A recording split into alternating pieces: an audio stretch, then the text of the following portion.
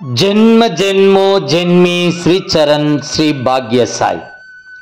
அனைவருக்கும் சாய் சுப நமஸ்காரங்கள். நிலக்கோட்டையிலிருந்து சாய் உமேஷ். ஸ்ரீ சாயி சகஸ்ர நாமாவளி. ஸ்லோகம் 303. ஓம் குணதோஷ விவர்ஜிதாய நமக. குணங்களின் பாதிப்புகளை கடந்தவருக்கு நமஸ்காரம். முந்தைய 2 நாமாக்களிலும் மனிதன் எவ்வாறு முக்குணங்களில் ஏதாவது ஒன்றின் ஆளுமையில் செயல்புரிந்து அவற்றால் விளையும் பாப புண்ணிய பாதிப்புகளை எதிர்கொள்ள வேண்டியதாகிறது என்பதை கவனித்தோம். பாபா அத்தகைய எதிர்மறையான பாதிப்புகள் எதற்கும் ஆட்படாமல் இருந்தவர். தாமச குணத்துக்கு ஆட்பட்டு செயல்புரியாமல் இருக்கவில்லை. சத்வ ரஜோ குணங்களின் அடிப்படையிலான செயல்களை புரிந்தாலும் அவற்றின் பாதிப்புகள் அவரை அணுகவில்லை.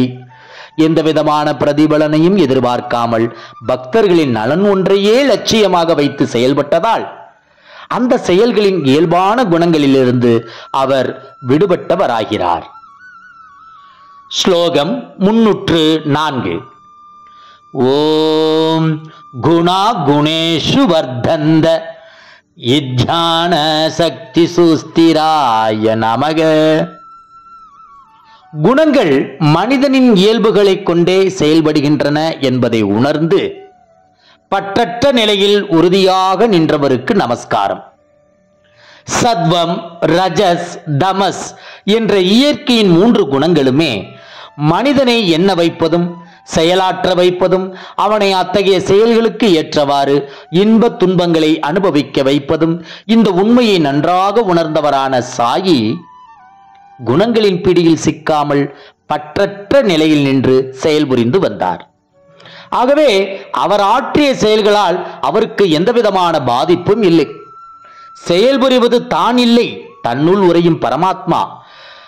அந்த பரமாத்மாவின் கருவியாகவே தான் செயல்படுகிறோம் என்ற திடமான நம்பிக்கையுடன் செயல்படும் பொழுது அந்த செயல்களினால் ஒருவருக்கு எந்தவித பாதிப்பும் இல்லை.